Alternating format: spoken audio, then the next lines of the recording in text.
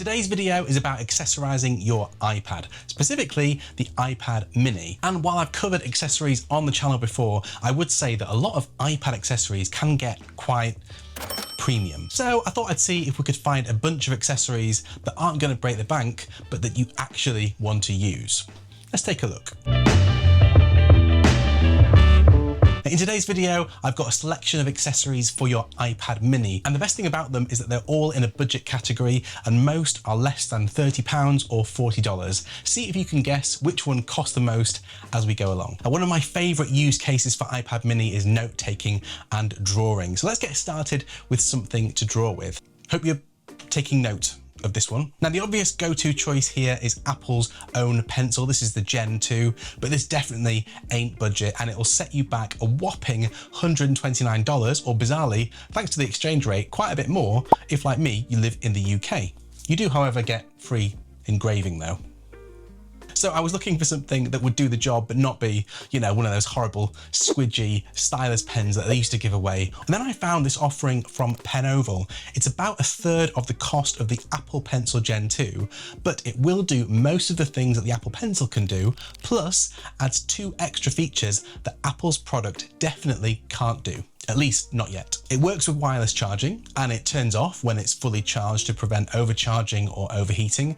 It writes really nicely and with pretty good precision, even though with this particular model, you don't get the pressure sensitivity that you can get with Apple's own pencil. Just worth bearing that in mind if you're an artist or some kind of illustrator. But for me, in terms of note taking, I couldn't really tell the difference. The 2 extras that you do get over and above what Apple offer are a light at the top that tells you at a glance if you need to charge it up, and this kind of action button which lets you use a custom app to program it to do all sorts with a single, double or treble click, including waking up your iPad. Next up, I bet you think I'm going to mention Paperlike, don't you? Every single YouTube creator in the tech niche talks about Paperlike at some stage. Well, guess what? Not today. The reason I use a screen protector isn't just because of the protection it offers the screen, but mainly because writing with one of these on a glass screen is like trying to use a whisk as a microphone. It just feels all kinds of wrong. So Paperlike is a great product, but again, isn't exactly budget for what is effectively a transparent film over your iPad screen. So I was curious to know if there was something else on offer that would give a similar outcome. Now, the one I wanted to show you today is from a brand called EIP, and they have a product called Paper Feel. Oh yeah, I can see what they've done there. The key difference here though, other than the budget price, is that it's magnetic, which means it's removable and reusable. You don't need to go through the process of installing it meticulously like you would most other screen protectors. And they say you can also use this on top of an existing screen protector if you like, which I'm not going to do, but good to know. It has a slight mattifying effect, which you would expect, and this primarily does 2 things. It reduces glare, but it also reduces a bit of brightness. But you know, if you want to stop writing and watch some content on your iPad, you can just slip it off. Easy. Coming from someone who has used a Paperlike and an Apple Pencil every day for years, the combination of these 2 budget alternatives is really interesting to me. Now, in terms of comparisons, the Paper Feel feels a little bit smoother to write on than a Paperlike screen protector, which has that kind of bumpy, almost like sandpapery feel to it. So if the Paperlike sometimes goes through you when you're writing on it, this one might be more to your taste. And of course, both are so much nicer than writing on naked glass. Now, if you are a notebook fan on a budget and looking to go paperless with your note taking, I'd say this budget combo is pretty hard to argue with. Now, moving on then, let's say you want to take your iPad mini to a coffee shop for a little bit of browsing or catching up on some reading. You probably won't need a big rucksack, but you might not want to just slip this into a coat pocket, especially if, like me, you tend to zoom about on a bike when you're out and about. Now, I grew up in the 80s and 90s, so I'm no stranger to a bum bag, or what Americans tend to call fanny packs. And no, I'm not going to get into the differences between bums and fannies on this video, but maybe you might want to just check that out in your own time. Sling bags have become really popular as a unisex accessory in recent times, and to me, these are basically the same as those bags from the 80s, but strapped around you like a sling rather than around your waist. This one is the Crossbody from Stubble & Co. They're a British brand, and you might recognise the name as I have featured a few of their other bags on the channel before, like the commuter backpack, which I've owned since 2019, and their adventure bag too, which I take with me on a lot of international trips. So this is their smallest bag, and it comes in all black, as we've got here, or a pastel green colorway called Matcha. It's made entirely out of waterproof, recycled materials, which I think is pretty cool. So as well as my iPad mini, I can also chuck in my Osmo Pocket 3 camera with the extra battery and the tripod and the microphone if I'm doing some filming. And then here's my iPhone Pro Max going in, here's my wallet, there's an extra battery pack, there's some keys, and I've still got tons of space left here. I usually sling it on my side or around my back when I'm out on my bike, and it works brilliantly if all I need is my iPad mini for the day, which, when you've got some of these accessories with you, is actually more often than you'd think. What if you need to do some different work beyond note-taking and browsing through awesome YouTube feeds? Well, Apple make a bunch of keyboard case accessories for all their other iPads, including their entry-level iPad model, but there's absolutely nothing available for us mini fans. Well,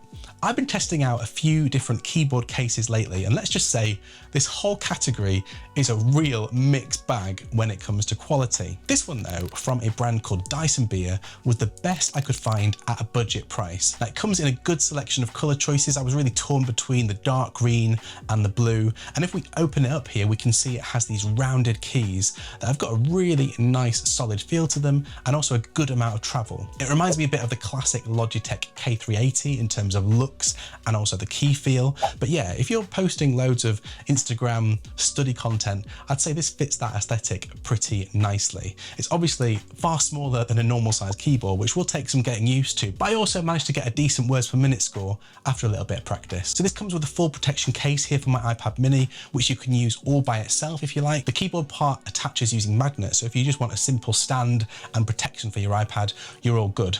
Plus you can see there's a little holder down here to keep your pencil safe and secure. On the flip side, it does need charging via USB-C as it connects via Bluetooth, and I don't know how reliable it's going to be or how long it'll last at this price, but I found it was absolutely fine for working on a few emails or fleshing out some project ideas quickly on the go. And I'm happy to report that the whole thing just fits in the crossbody bag too, so if you want, you're able to carry around this miniature laptop setup that also doubles up as a notebook and a pen.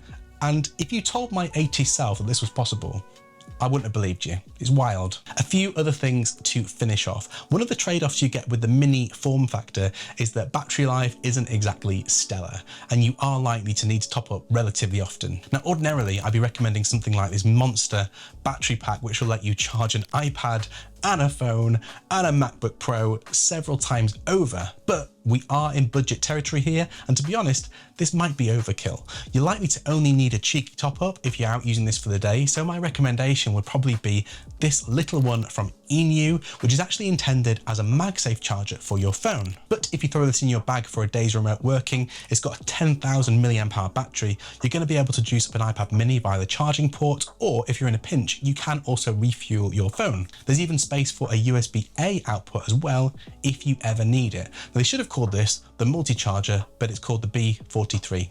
Next up, if you are using this or any other charger to top up your iPad battery life, until Apple decide to give us MagSafe on iPads, you're probably going to want a decent USB-C cable for charging. So this is one I've been using for a while now from a brand called Magtame. It's fast, really durable, and the best thing about it is that it keeps itself neat and tidy using magnets when it's not in use. If you watch this, they're actually so strong they work through the box. So if your desk drawer looks like someone threw spaghetti in there, these will probably help and fit into that budget pricing category too. And finally, if you end up taking up the USB port on your iPad for charging, you're not going to be able to use it for anything else. You'll probably be needing one of these, which is a nice multifunctional dock. Now, most docks are pretty dull, boring looking slabs of aluminium, but this one kind of caught my eye with its see-through vibes. It's going to give you a bunch of ports, and you even get to see readouts on the screens about what data is getting passed around. And just in case you're wondering, the battery pack, cable and dock also fit in the crossbody bag